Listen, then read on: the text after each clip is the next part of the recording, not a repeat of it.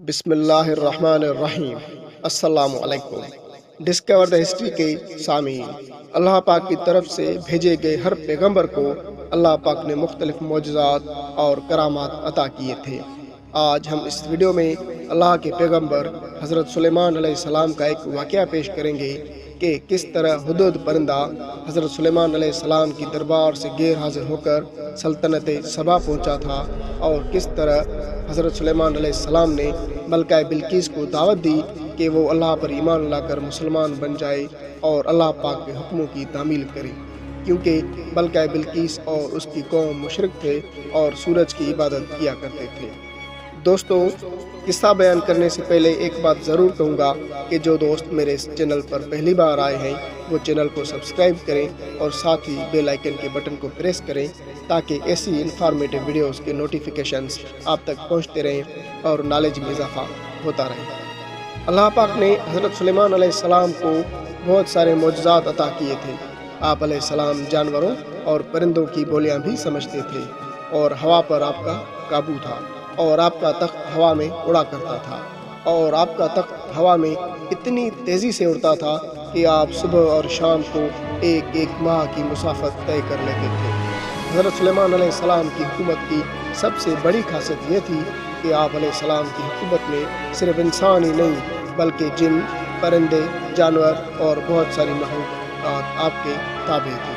دوستو، قصہ کچھ یوں ہے کہ ایک بار حضرت سلیمان علیہ السلام نے پرندوں کو حکم دیا کہ وہ آپ کی دربار میں حاضر ہو جائیں۔ سارے پرندے آپ علیہ السلام کی دربار میں حاضر ہو گئے، مگر ہدہد پرندہ حاضر نہیں ہوا۔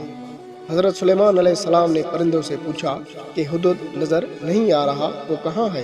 دوستو، ہدہد پرندے کے متعلق یہ مشہور ہے کہ جس جگہ پہ پانی سطح زمین کے نزدیک تر ہو وہ ہدہد کو معلوم ہو جاتا ہے، اور حضرت سلیمان علیہ السلام ہدہد سے یہ معلومات لے کے جنوں کو حکم دیتے تھے تو وہ اس جگہ پہ کھدائی کر کے پانی نکال لیتے تھے۔ اللہ پاک بہتر جانتا ہے کہ اس وقت حضرت سلیمان علیہ السلام کو ہدہد سے یہی ضرورت تھی یا کوئی اور۔ ہدہد کے نظر نہ آنے پر آپ علیہ السلام کو اس بات کا سخت رنج ہوا، اور آپ نے فرمایا کہ یا تو وہ اپنی غیر موجودگی کی کوئی معقول وجہ پیش کرے ورنہ میں اسے سخت سزا دوں گا یا پھر ذبح ہی کر ڈالوں گا۔ دوستو، اس وقت حضرت سلیمان علیہ السلام کی سلطنت فلسطین، شرقۂ اردن اور شام کے کچھ علاقے میں تھی، اور افریقہ میں بھی حبشہ اور مصر کا کچھ حصہ آپ کے زیر نگین آ گیا تھا، لیکن جنوبی یمن کا علاقہ آپ کی سلطنت سے بہت دور تھا۔ ہدہد حضرت سلیمان علیہ السلام کی دربار سے غیر حاضر ہو کر یمن کے علاقے سبا میں پہنچ گیا تھا۔ کچھ ہی دیر کے بعد ہدہد حضرت سلیمان علیہ السلام کی دربار میں پہنچ گیا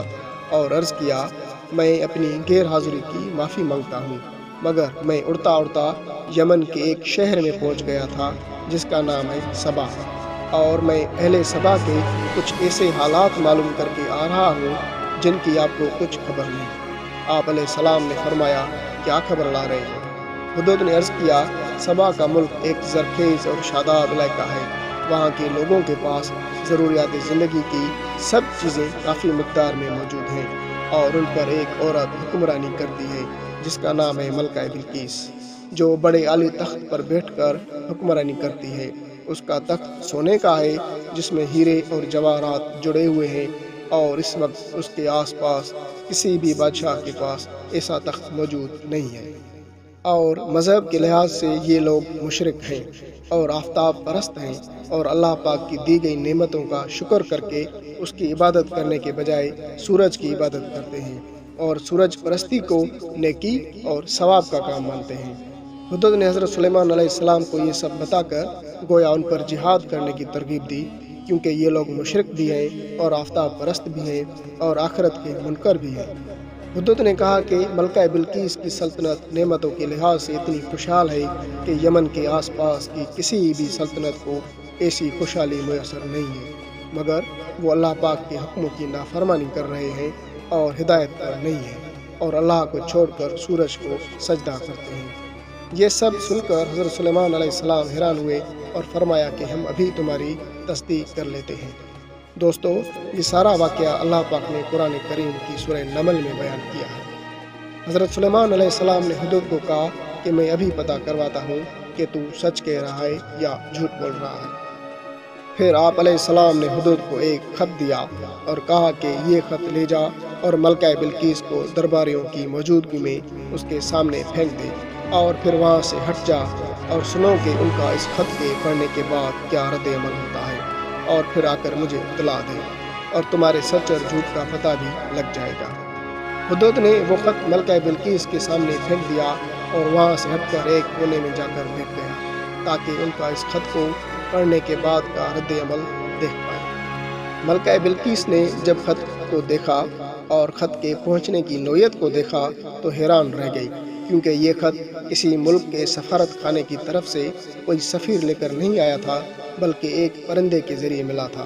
اور دوسرا یہ کہ یہ خط کسی عام حکمران کی طرف سے نہیں، بلکہ شام اور فلسطین کے عظیم حکمران کی طرف سے موصول ہوا تھا۔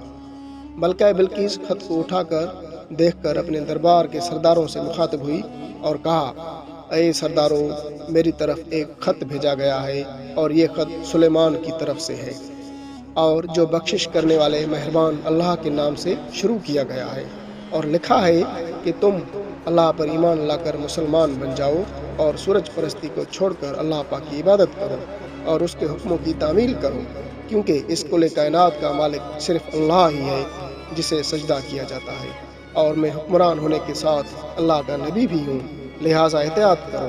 اور میرے پاس آ جاؤ، اور میرے مقابلے میں سرکشی کرنے کی ہمت نہ کرنا، ورنہ سخت نقصان اٹھاؤ گی۔ ملکہ بلقیس نے سرداروں سے کہا کہ تم لوگ مجھے مشورہ دو کہ اس خط کا جواب کیا ہونا چاہیے، کیونکہ تم لوگ اچھی طرح جانتے ہو کہ سلطنت کے اہم کاموں میں میں ہمیشہ تم لوگوں سے مشورہ کرتی ہوں۔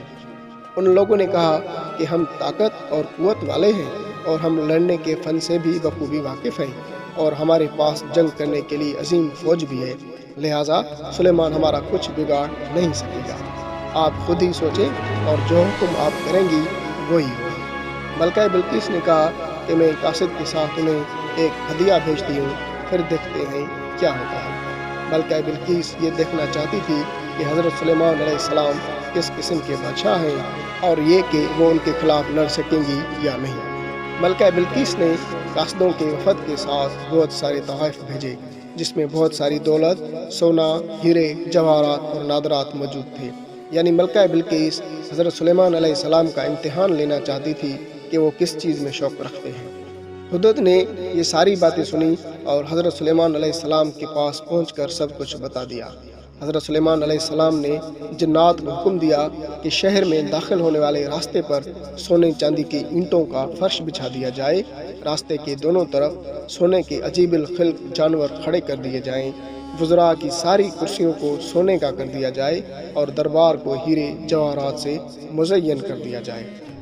جب ملکہ بلقیس کے قاصد تحائفوں کے ساتھ حضرت سلیمان علیہ السلام کی دربار میں پہنچے تو یہ سب کچھ دیکھ کر شرمندگی محسوس کی۔ حضرت سلیمان علیہ السلام نے بلقیس کے قاصدوں سے کہا کہ کیا تم لوگ مال سے میری مدد کرنا چاہتے ہو؟ مگر دیکھ لو، جو کچھ اللہ پاک نے مجھے دے رکھا ہے وہ اس سے بھی زیادہ ہے جو تمہیں دیا ہے، لہٰذا تمہارا تحفہ تمہیں مبارک ہو، اور تم اپنے تحائف کے ساتھ واپس جاؤ اور اپنی ملکہ سے کہنا کہ ہمارا انتظار کریں، ہم ایک زبردست لشکر لے کے آئیں گے۔ جب یہ خبر ملکہ بلقیس کو پہنچی تو وہ سمجھ گئی کہ واقعی یہ اللہ کے نبی ہیں، لہٰذا جنگ کرنے کے بجائے وہ حضرت سلیمان علیہ السلام کی دربار میں حاضر ہو کر اپنی اطاعت کے یقین دلانے کا فیصلہ کیا اور حضرت سلیمان علیہ السلام تک پیغام پہنچایا۔ جب حضرت سلیمان علیہ السلام تک پیغام پہنچا تو آپ نے اپنے درباریوں سے کہا، تم میں سے کون ہے جو ملکہ بلقیس کے یہاں پہنچنے سے پہلے اس کا تخت لے آئے؟ ایک دیو ہیکل جن نے کہا کہ آپ کے دربار کو برخاست کرنے سے پہلے میں اس تخت کو لا سکتا ہوں، اور میں اس کام کی پوری قوت رکھتا ہوں۔ پھر ایک اور شخص جس کے پاس کتاب کا علم تھا، اس نے کہا، میں یہ تخت آپ کی پلک جھپکنے سے پہلے حاضر کر سکتا ہوں۔ دوستو، کہا جاتا ہے کہ اللہ پاک نے اس شخص کو کتاب کا ایسا علم عطا کیا تھا کہ وہ پلک جھپکتے ہی کہیں بھی پہنچ جاتا تھا۔ پھر حضرت سلیمان علیہ السلام نے ملکہ بلقیس کا تخت اپنے پاس پایا تو کہنے لگی یہ میرے پروردگار کا فضل ہے تاکہ وہ مجھے آزمائے کہ میں شکر کرتا ہوں یا ناشکری، اور میرا رب عظیم ہے اور شکر کرنے والوں کو زیادہ عطا کرتا ہے۔ کہا جاتا ہے کہ اس تخت میں موتی، سرخ یاقوت اور قیمتی جواہرات جڑے ہوئے تھے۔ حضرت سلیمان علیہ السلام نے اس تخت میں رد و بدل کر دیا اور پہلے سے بھی بہتر بنا دیا۔ جب ملکہ بلقیس حضرت سلیمان علیہ السلام کی دربار میں حاضر ہوئی تو حضرت سلیمان علیہ السلام نے پوچھا کیا تمہارا تخت بھی اسی طرح کا ہے؟ تو ملکہ بلقیس حیران ہوئی اور کہا کہ گویا یہ تو ہو وہی ہے، اور کہا کہ ہم تو یہاں آنے سے پہلے ہی ایمان لا کر فرمان بردار بن گئے ہیں۔ ملکہ بلقیس کے آنے سے پہلے حضرت سلیمان علیہ السلام نے ایسی عمارت بنانے کا حکم دیا جس کا فرش شیشے کا ہو اور نیچے پانی جاری ہو اور پانی میں مچھلیاں بھی تیر رہی ہوں۔ حضرت سلیمان علیہ السلام اس محل میں اپنے تخت پہ جلوہ افروز تھے اور شیشے کے فرش کے نیچے پانی بہہ رہا تھا، جبکہ اس پانی کے اوپر شیشہ نظر ہی نہیں آ رہا تھا۔ پھر ملکہ بلقیس کو اس محل میں لایا گیا۔ جب اس نے فرش کو دیکھا تو سمجھی کہ یہ پانی کا ایک حوض ہے، اور اپنی پنڈلیوں سے کپڑا تھوڑا اوپر اٹھا لیا تاکہ کپڑا گیلا نہ ہو۔ حضرت سلیمان علیہ السلام نے کہا یہ تو شیشے کا ایک فرش ہے۔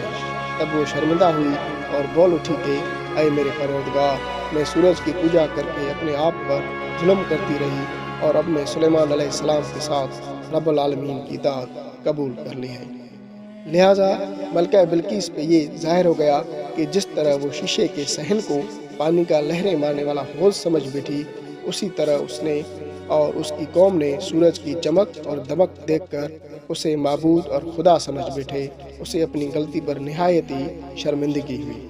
بعض مورخین نے لکھا ہے کہ ملکہ بلقیس مسلمان ہونے کے بعد حضرت سلیمان علیہ السلام کے نکاح میں آ گئی، اور بعض مورخین نے لکھا ہے کہ آپ علیہ السلام نے بلقیس کو یمن واپس بھیج دیا اور اس کے لیے وہاں 3 بڑے محل تعمیر کروائے۔ ناظرین، اگر آپ کو یہ ویڈیو اچھی لگی ہو تو اپنی قیمتی رائے سے آگاہ کریں۔